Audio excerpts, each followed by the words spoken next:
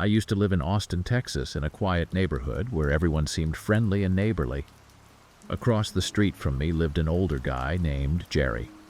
When I first moved in, Jerry was the kind of neighbor who would always wave and say hi whenever he saw me.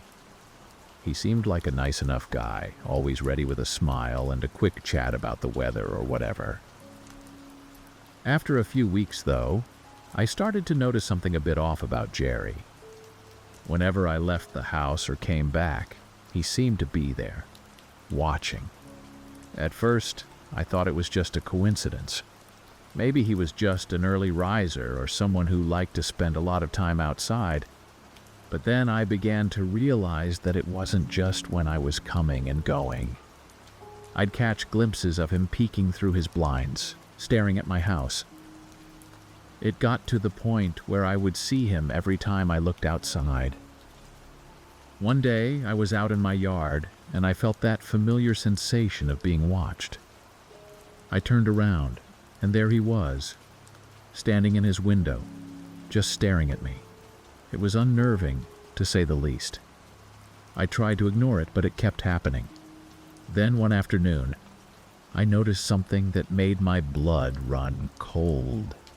As I was walking to my car, I saw Jerry standing on his porch, holding what looked like a camera. He was taking photos of me. I couldn't believe it. I hurried to my car and drove off, my heart racing. I didn't know what to do. I talked to a few neighbors about it, and some of them had noticed Jerry's odd behavior too. But they hadn't experienced anything as creepy as what I was dealing with. I decided to call the police. They came over and had a chat with Jerry. He claimed he was just taking photos of the neighborhood because he liked photography. The police couldn't do much with that explanation, but they told him to stop bothering me. For a while, things seemed to calm down. Jerry wasn't outside as much, and I didn't see him in his window as often. But the unease never really went away. I always felt like he was watching, even if I couldn't see him. It got to the point where I was constantly looking over my shoulder, feeling paranoid in my own home. Eventually, I decided enough was enough. I couldn't live like that anymore. I found a new place and moved out. Even after I left, I would sometimes think about Jerry and wonder what his deal was. I never found out why he was so obsessed with me, and honestly, I'm okay with that. The whole experience was just too creepy, and I'm glad I got out of there. Back when I was living in San Francisco, I rented an apartment in a pretty lively part of the city. The building was old but charming, and I liked the eclectic mix of people who lived there. Things were good at first, but then I started hearing screams at night. Not just regular screams, but blood-curdling, bone-chilling screams that echoed through the halls. It always happened in the middle of the night, waking me up and sending shivers down my spine. At first, I thought it was just someone having a nightmare. It's a big city, and you hear all sorts of things. But the screams kept happening, night after night. They were coming from the apartment next door, where a middle-aged woman lived. I didn't know much about her. She kept to herself and rarely interacted with anyone in the building. One night, the screams were particularly intense. They went on for what felt like hours. I wasn't the only one who heard them. Other neighbors came out into the hallway, looking just as frightened and confused as I was. We all stood there unsure of what to do. Someone finally called the police. They showed up and knocked on her door, but she didn't answer. After a while, they managed to get inside. We all stood in the hallway, straining to hear what was going on. The police came out and told us that the woman claimed she was just having a nightmare. They said she seemed fine otherwise and that there was nothing more they could do. It was unsettling, but we all went back to our apartments, hoping it was a one-time thing. But it wasn't. The screams continued, not every night, but often enough to keep us all on edge. We called the police a few more times, but each time they said the same thing. She insisted she was having nightmares, and they couldn't do anything more about it. One night, the screams were so loud and desperate that I couldn't take it anymore. I ran out into the hallway, and a few other neighbors were already there. We decided to knock on her door ourselves. She answered, looking disheveled and tired. We asked if she was okay, and she just nodded, mumbling something about bad dreams. After that, I did some digging and found out that she had a history of severe mental health issues. She had been through a lot in her life, and the nightmares were a symptom of her trauma. Knowing that didn't make the screams any less terrifying, but it did make me feel more sympathetic towards her. I ended up moving out after my lease was up. The whole experience was too much for me. Even now, I sometimes think about her and hope she's getting the help she needs. It was one of the most unnerving experiences of my life, and it made me realize how important it is to check in on your neighbors, even if they seem fine on the surface. A few years ago, I was renting an apartment in Boston, right in the heart of the city. It was an old building with a lot of character, and my landlord, Mr. Thompson, lived downstairs. At first, he seemed like a nice enough guy, always quick to fix things and keep the place in good shape. But then I started noticing some strange things happening in my apartment. It began with small things, like items being moved around. I'd come home from work and find my kitchen cabinets open, or my books out of order. I brushed it off at first, thinking maybe I was just being forgetful, but then it started happening more frequently. One day I came home to find my underwear drawer open and some of my clothes scattered on the floor. That's when I knew something was seriously wrong. I decided to set up a hidden camera to see if I could catch whoever was doing this. It didn't take long. The very next day, I reviewed the footage and saw Mr. Thompson letting himself into my apartment with his spare key. He was rummaging through my things, taking his time and acting like he owned the place.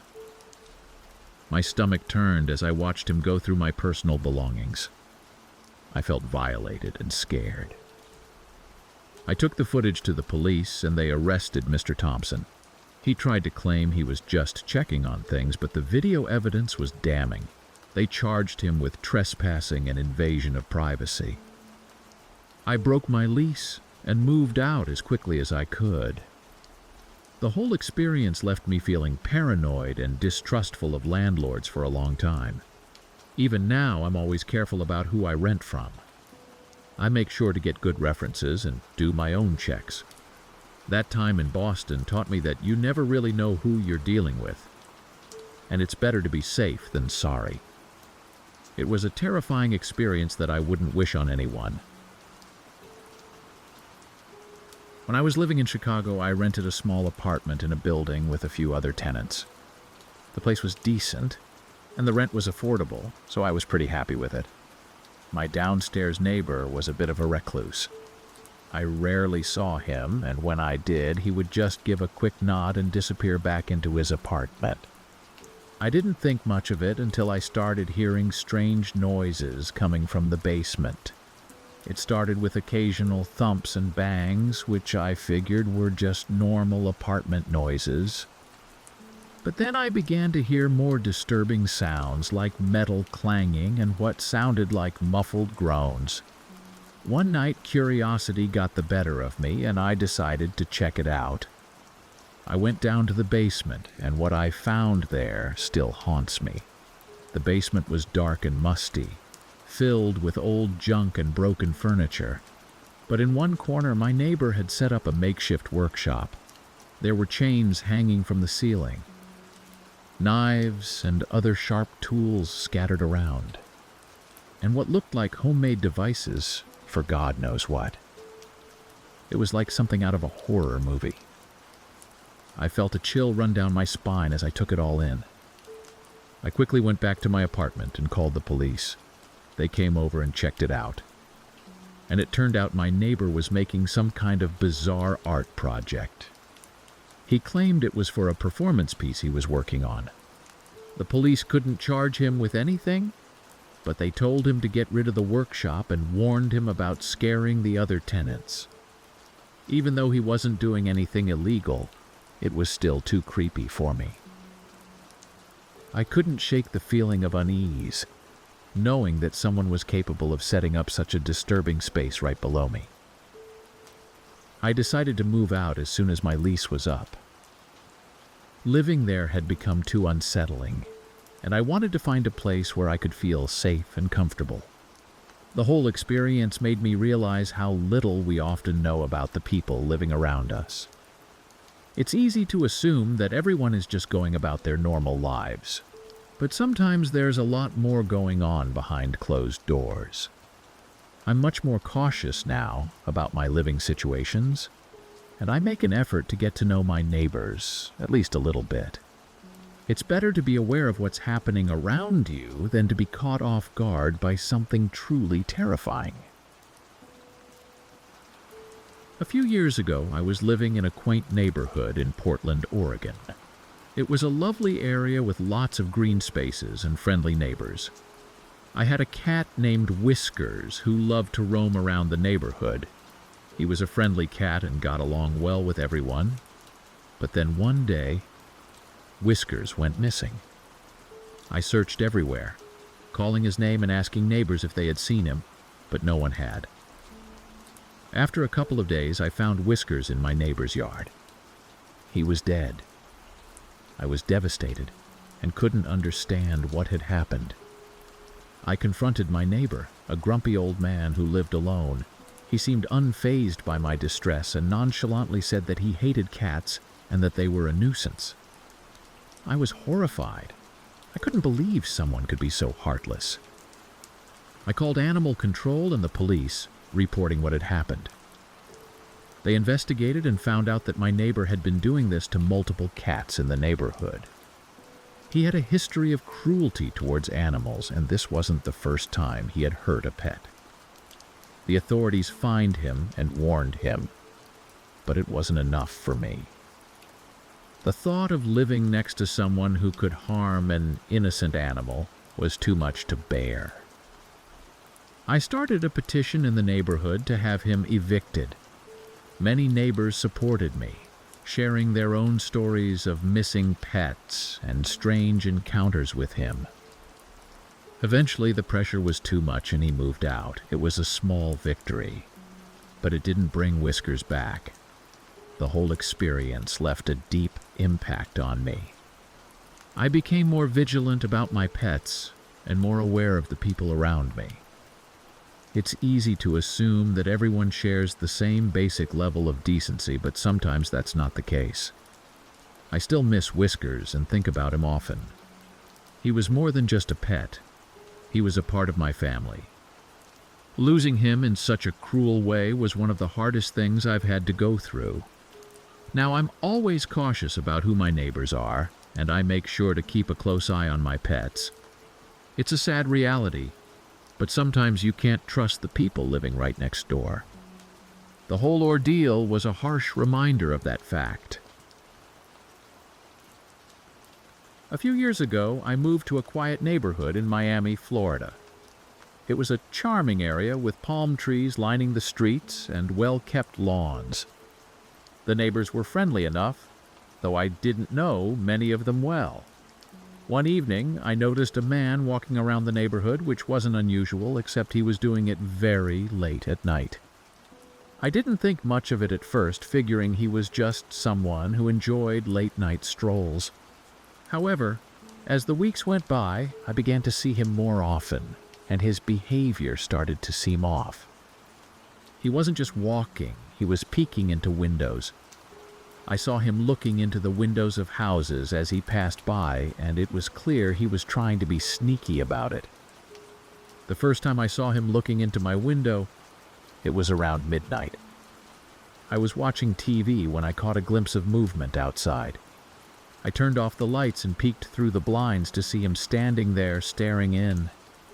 My heart raced as I quietly backed away, hoping he hadn't seen me.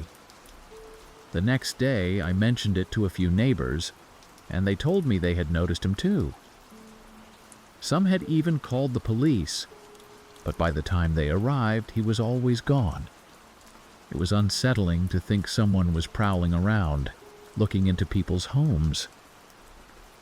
I decided to install some security cameras around my house for peace of mind. A week later, the cameras captured footage of him creeping around my yard.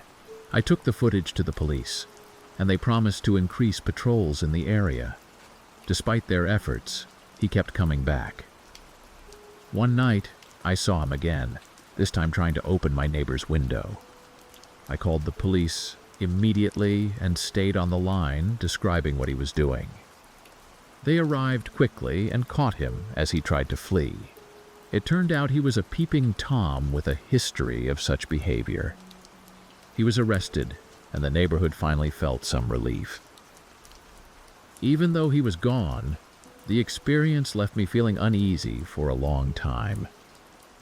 I installed additional security measures and became more cautious about my surroundings. It was a frightening reminder that you never really know who might be lurking around, even in the most peaceful neighborhoods. A few years ago, I lived in a quiet neighborhood in Seattle, Washington. There was a house a few doors down that always seemed eerily silent. The curtains were always drawn, and I never saw anyone come or go. The house belonged to an elderly couple, but I had never actually seen them. It was one of those places that seemed almost abandoned, except it was well maintained, and the lawn was always neatly trimmed. One summer, a terrible smell started wafting through the neighborhood. It was a sickening, rotting stench that seemed to come from nowhere. After a few days, the smell got worse, and everyone started to notice it. We all began to suspect it was coming from the silent house. I talked to a few neighbors, and we decided to call the police for a welfare check. The officers arrived and knocked on the door, but there was no response. They checked around the house and, eventually, had to force their way in. What they found inside was heartbreaking. The elderly couple had passed away in their home, and it seemed like they had been gone for months. They had no close family or friends who checked on them regularly, and no one had noticed they were missing. The couple had passed away peacefully in their sleep, but their bodies had been left unattended for a long time, which explained the smell. The discovery was a shock to the whole neighborhood.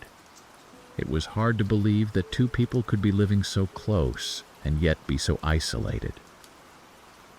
After the police left, some neighbors and I decided to clean up the property and take care of it until the city could figure out what to do. It was a sad and sobering experience, and it made me realize how important it is to look out for each other, especially our elderly neighbors. I started making an effort to get to know my neighbors better, checking in on them from time to time. The incident taught me that sometimes people can be right next door and still be completely alone. It was a tough lesson to learn, but it brought our community closer together and made us more aware of the people around us. I once lived in a suburb of Denver, Colorado, where the houses had spacious yards and friendly neighbors. It was a nice place to live, and I enjoyed the sense of community. My next-door neighbor, however, was a bit of an oddball. He kept to himself and rarely interacted with anyone. One summer, he built a really tall fence around his backyard. It was strange because he never seemed to use his yard for anything. At first, I thought he was just looking for some privacy, but soon I started to notice something unusual. Whenever I was out in my yard, I would feel a presence, like someone was watching me. I looked around, but never saw anyone.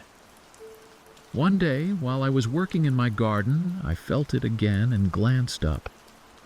I saw my neighbor peeking over the top of his fence, watching me. He quickly ducked down when he noticed I had seen him. It was incredibly unsettling. I tried to brush it off, thinking maybe he was just curious or bored, but it kept happening. Every time I was outside, There he was, peering over the fence, just watching. It got to the point where I started avoiding my own backyard because it felt too creepy. I mentioned it to a couple of neighbors, and they said they had noticed him doing the same thing. We decided to report it to the homeowners association, hoping they could do something about it. They had a meeting with him and told him to stop creeping on the neighbors. For a while, it seemed to work. He stopped peeking over the fence, and I started to feel a bit more comfortable in my yard again. But the feeling of being watched never really went away. Eventually, he moved out, and the new neighbors who moved in tore down the tall fence. It was a relief to see it go and to feel like I could enjoy my backyard without worrying about someone staring at me.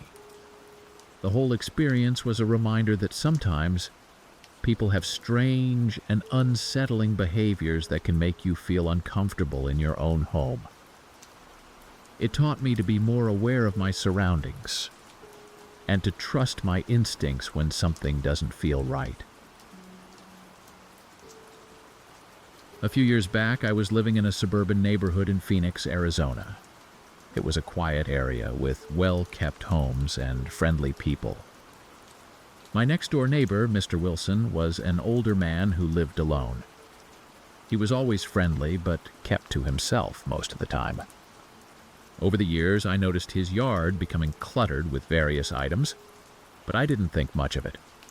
One day, a terrible smell started coming from Mr. Wilson's house. It was a foul, rotting stench that got worse with each passing day. The whole neighborhood noticed it, and we were all concerned. Several of us tried knocking on his door, but there was no answer. I called the police to do a welfare check, worried that something had happened to him. When the police arrived, they forced their way into the house after getting no response. What they found was shocking. Mr. Wilson was a hoarder, and his entire house was filled with piles of garbage, old newspapers, and random items stacked from floor to ceiling. The smell was coming from rotting food and waste that had accumulated over the years. In one of the rooms, they found Mr. Wilson unconscious, buried under a pile of debris. He was still alive, but in terrible condition. The paramedics took him to the hospital, and the city sent in a cleanup crew to deal with the mess. It took weeks to clear out the house and make it livable again. Mr. Wilson was placed in a care facility where he could get the help he needed. The whole experience was a wake-up call for the neighborhood. We had no idea what was going on inside his home or how much he was struggling. After that, I made a point to be more attentive to my neighbors, especially those who lived alone. It's easy to get caught up in your own life and not notice what's happening around you. Mr. Wilson's situation made me realize the importance of community and looking out for each other. It was a sad and eye-opening experience that changed the way I view my role as a neighbor. A few years ago, I lived in a suburban neighborhood in Las Vegas, Nevada. It was a nice area with a mix of families and retirees. My neighbor, Mr. Jenkins, was a quiet man in his late 50s. He kept to himself and didn't interact much with the rest of the neighborhood. He spent a lot of time in his backyard, which was surrounded by a tall, solid fence. One day, after a heavy rainstorm, part of his yard flooded. A few of us went over to see if he needed help. What we discovered was shocking. The flood had revealed the entrance to an underground bunker in his backyard. The door was partially open, and we could see stairs leading down into darkness. Mr. Jenkins tried to brush it off, saying it was just a storm shelter, but we were all curious and concerned. I decided to call the police, suspecting that there might be more to the story. When they arrived, they asked Mr. Jenkins to open the bunker and let them take a look. He was hesitant, but eventually complied. What they found inside was terrifying. The bunker was filled with all sorts of illegal items, including weapons and stolen goods. It looked like something out of a crime movie. Mr. Jenkins was arrested, and the authorities spent days clearing out the bunker and investigating his activities. It turned out he was involved in some serious criminal operations, and his quiet demeanor had been a cover for a much darker side. The whole neighborhood was in shock. We had no idea what had been going on right under our noses. The experience left me feeling uneasy and mistrustful. It was a stark reminder that you never really know what people are hiding. Even in a seemingly peaceful neighborhood, there can be dark secrets lurking just out of sight. After Mr. Jenkins was taken away, the bunker was filled in, and his house was eventually sold. New neighbors moved in, and things slowly went back to normal, but the memory of that discovery stayed with me. I became more cautious and more aware of the people living around me. It taught me to trust my instincts and to be vigilant about my surroundings. It was a chilling experience that made me rethink how well I really knew my neighbors. Thank you for watching. If you found these stories gripping, don't forget to subscribe for more spine-tingling content. For another hair-raising tale, check out our suggested video. And if you're hungry for more eerie encounters, dive into our playlist featuring similar chilling narratives.